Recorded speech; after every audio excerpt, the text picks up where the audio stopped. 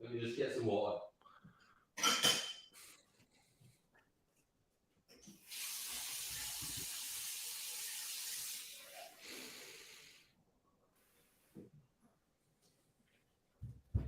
Get some water. Silence my phone. Right. Yeah. Right, we are now live. So happy Wednesday, everybody. We've got Russ Edwards on the call today. Russ has finished up with us a few weeks back in the 1% Blueprint. He's kindly taken 20 minutes out of his very busy schedule to talk to us about his experience and sharing, what he's learned and his takeaways from coming through the process. Russ, before we jump in, do you want to just introduce yourself, who you are, what do you do? Yeah. My name's Russell. I am in no particular order. I'm a married man with 2 kids under 5. I live in lived in London for like 15 years, 20 years. Now I live South Coast. I am self-employed, work in recruitment and talent in the sort of marketing advertising space. Been in that industry on and off for near enough 20 years. And that's about it, really. Awesome, thank you. So let's rewind a couple of months into the past. Me and you. So you, I think, saw probably some of my bits. One of my videos on Instagram, maybe one of my ads, and then you decided to get in touch and have a chat. What was going on with you back then? Like, what was your motivation for having a conversation? I was trolling you. I was like I was following you for ages, mate. Yeah. That's the truth of it. And without giving you a big head, but like the David Goggins kind of vibe. A lot of the stuff, it was just really resonating with me. Like your it was on Instagram, and yeah. So I would just I'd get like a bit of a hit of Luke, and watch one of those videos, and all the while, but I kind of looked at it, and I didn't believe necessarily that was necessarily you, if that makes sense. Like, you don't know what you're going to get. Yeah. And then I was looking at it. Then I went off Instagram for a little while because that's for mental health reasons and stuff.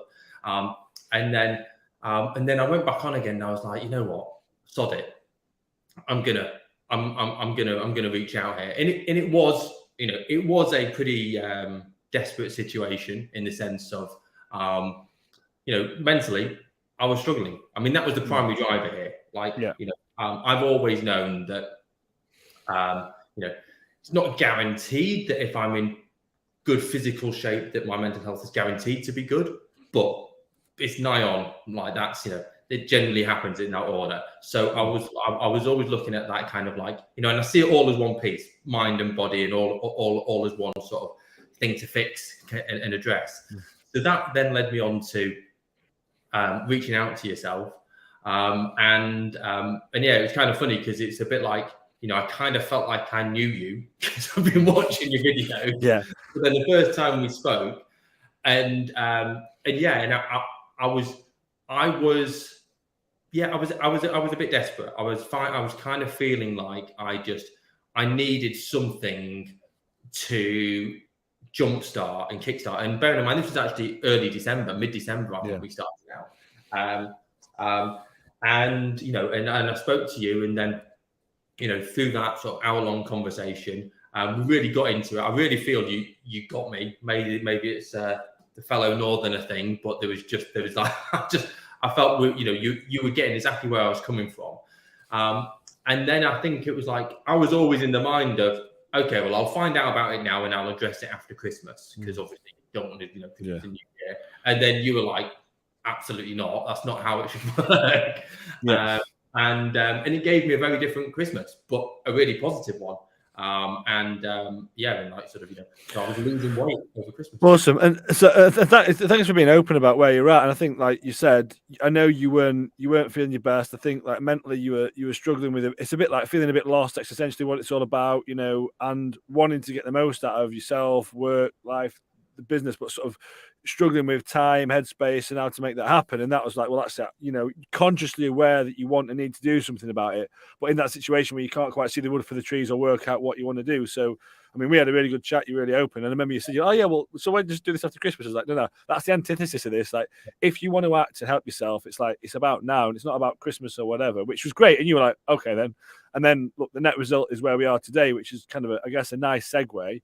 Well, like, if we fast forward to where we're at today, what's been the key achievements and successes having come through the process? And then if we highlight some of those, then let's maybe dig into a couple of like your learnings that's helped you facilitate that, right? So, I think sort of, on a very basic level, the sense of achievement from completing a program, which is hard. It's not easy. You know what I mean? It's not, it definitely eases you in. And I find that actually, there's definitely, for anyone who's watching this, you might be like the first week, you might be a bit like, oh, is this it? But, it will get there. And it's kind of, that's the reason for it, because, you kind of, so they're going through that process. Actually, at the end of it, being a bit like, I on top of, major work commitments, family and all of the above, also being able to make time for myself, and all the things that went with that, part of the program, that in itself, just being like, that's something that I've done and I've achieved. So that's a big takeaway, is in knowing that you can do something that is difficult, doing the difficult, right? Yeah. And then, I know it's and it's the blueprint, but the blueprint is absolutely what I've been given now. The various different tools that you're given. And I think there's an element of where, you're trying them all out, but then you've kind of got to feel out for what is the right balance of what you are comfortable doing, but doesn't feel comfortable. So the stuff that's still really challenging, but is something that you can administer as part of your daily routine. So, I don't know how much I'm able to give away, but no, go for it. Cold showers element, was an absolute game changer for me. Like, there's rarely a day that I don't listen to song 2, by Blur whilst screaming. For about 2 minutes and do a nice cold shower. But that's the thing. If your self-esteem's a bit low, you're not feeling good about yourself, you feel like life's a bit disparate, things are out of control, building some routine and structure into your life at the start of your day where you're owning something and doing it and doing something challenging. The whole concept, eat the frog, do the hard thing first. You do that, achieve it. You're like, oh, right, what else can I do? And straight away, that helps lift and raise your self-esteem. And that's one little thing. But you start having lots of those little things scattered throughout your day where you work on yourself mentally, physically, emotionally. Well, then that starts to raise you. You go, maybe I can do it. And I've done a little difficult thing here. So that big thing at work that I might have been putting off, fuck it, I'm going to do it. And that's where it's, I'm putting words in your mouth there, Russ, but that's where it starts to come together, right? Genuinely, I think, this sounds really dramatic, but if I hadn't have done the program, it was at a point where it was really critical for sort of how, for my self-esteem and my self-worth and just kind of where I was feeling confidence-wise. And obviously, given the nature of my work, you kind of need that. And I was really struggling to get through that. And then getting part of this program, I ended up like, January was the best January I've ever had in recruitment. That was good. That helped. Definitely. And listen, it's by no means like all of a sudden, it's now okay, that was the magic pill and I'm sorted. But it's now given me this discipline and this mindset, which is now, when I start faltering, which I do regularly, but then it's now, but it's, when before it might be like, oh, I'm licking my wounds and feeling sorry for myself for a week, maybe it's a day now. And then the next morning I'm up and I'm running 8K and I'm doing cold shower and fasting, all the a lot of things that come with it. And the mindset.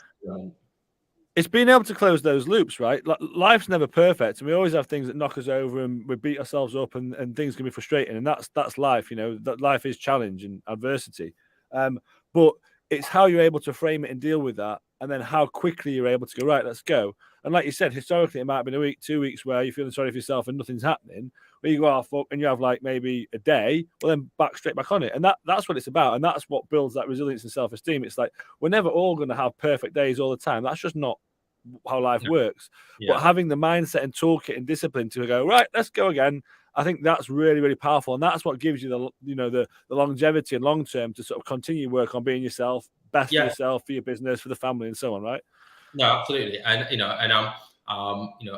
I'm really grateful for that, and I think it's just the way in which it for me, it just resonated. I try and be open-minded to the kind of the holistic, I don't know, in your words, woo-woo elements, right?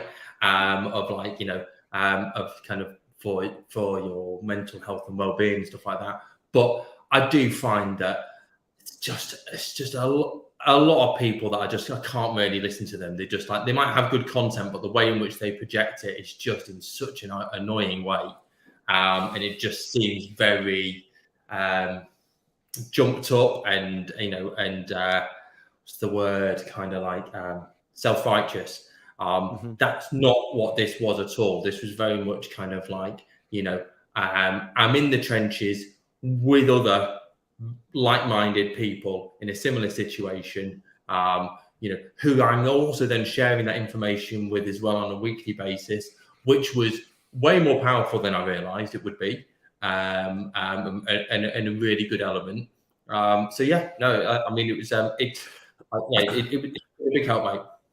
Yeah, I think the group aspect and group element, some guys I talked to initially, like, that first call we had, and they're like, oh, I'm not sure about a group. And sometimes you talk about guys who run big teams, multinational businesses, all sorts. And I'm like, well, what, and they go, yeah, but that's different. That's, me in work mode. What about me being open and vulnerable and talking? Exactly. And I think as a guy, and women as well, but I think especially as guys, that sort of feeling, you may think, oh, well, actually, I'm not sure about that, sharing where I'm at and with other people. But actually, I think when 100%. You see that there's others in a similar situation that initially are struggling, but they've got a very similar work, lifetime demands, the same sort of limiting beliefs, the same fuck it, it's all gone wrong mentality. But then you see those same guys taking ownership and thriving, but also being honest when it fucks up and learning from that.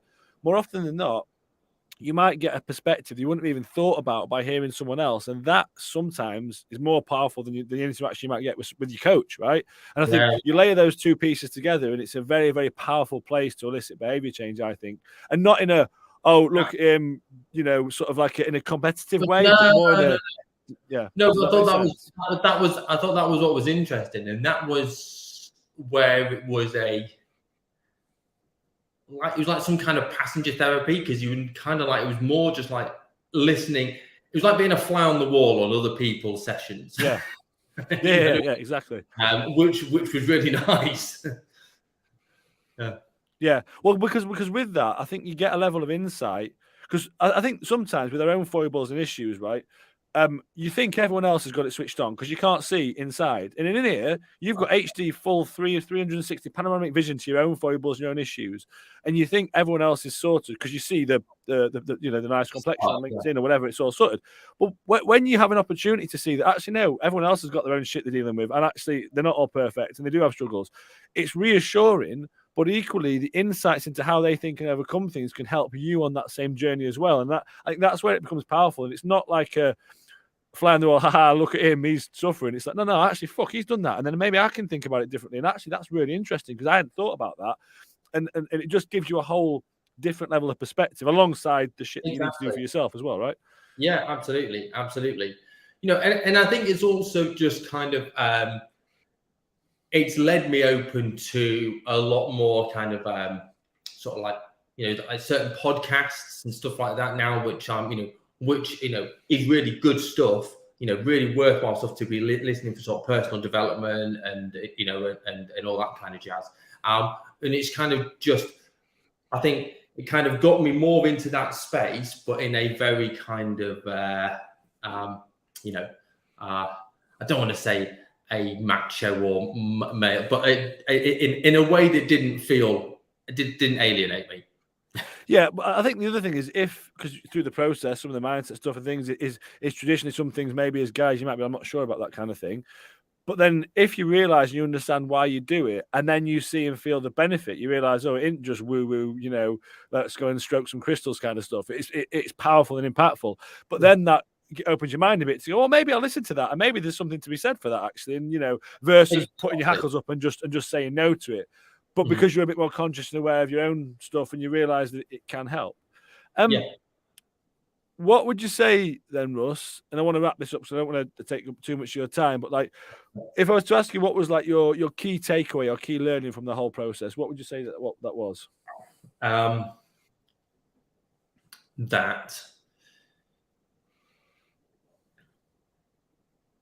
That it's basically, it's down to yourself doing the hard work. Do you know what I mean? There's no getting away from it. It's giving you all the tools, but you've got to be prepared to do it. Like, so people who are watching this, if they're just more, they're like, oh yeah, I feel I should do it. No, you need to be, ready to commit, because it will make a difference if you are prepared to put the time into it and put the work into it. So I think, the key takeaway is that kind of like, that it's down to you and it's down to me. And I've got myself out of that situation. It wasn't, it was with a steering committee that was yourself and the 1%, but it was me. That, I don't know. And for me, that's the empowering thing. Probably one of the videos that you would have seen, and some other guys might have seen. It's that video called "It's All Your Fault," and at the end, it's like, well, say you're the problem, but you're the solution. Yeah, exactly. That's the empowering bit, and it's like, yes, the program's there, and I'm there to help. And it's like ultimately, you are the author of your own destiny, and once you realize that and you have the tools to do that, that's really fucking empowering. Sometimes it's difficult because you have to have difficult conversations with yourself and understand, okay, well, maybe I'm more at fault, or at least more responsible than I'm giving myself credit for. But once you recognize that and put that line in the sand, you can step over it and fucking do something about it. And that's what the process, I believe, is about. It's about empowering you to be able to do that, right?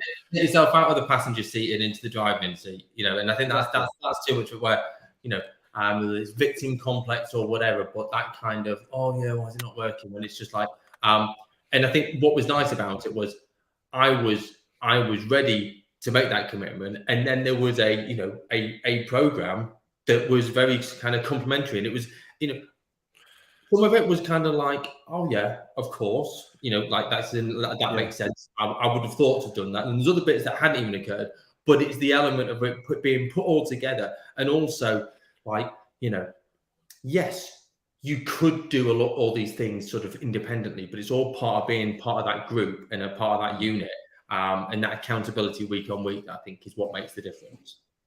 Awesome. Well, Russ, thank you for your time. I really appreciate it, and I think there's been some key learnings and takeaways from this. From anyone watching, I hope they have. My final question to you: let's say someone was. It's worth mentioning, mate. I've lost 9 Ks, 9 kilos. Oh yeah. Just that on the side, yeah, and lost 9 kgs, which is great. We haven't even talked about that, but for me, that's the key bit, though. That's just happened as a byproduct of all this other stuff, and that's the point.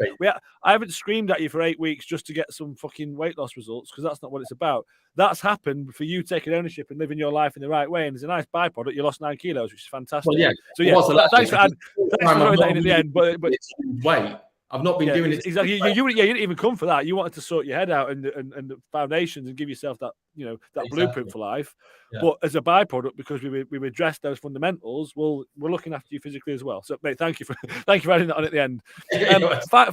Final question then for you, Russ. Let's say someone's watching this. Maybe they're feeling like you were, a few months back, a bit unsure about working with a coach. They know they need to do something, but they're on the fence. What would you say to someone like that? Put your money where your mouth is, because it's something that, if you are constantly like me thinking, oh, would that help? Then, take a punt, because it worked for me, and I'm a cynical sod. Nice. Well, thank you. Well, on that note, Russ, thank you very much for your time. Really appreciate it. Anyone watching, if you're interested in the chat, see how I can help, drop a note in the comments or drop me a DM. On that note, have a fantastic week. Russ, thank you. You're a superstar. Cheers, Cheers, guys. Take care. Bye.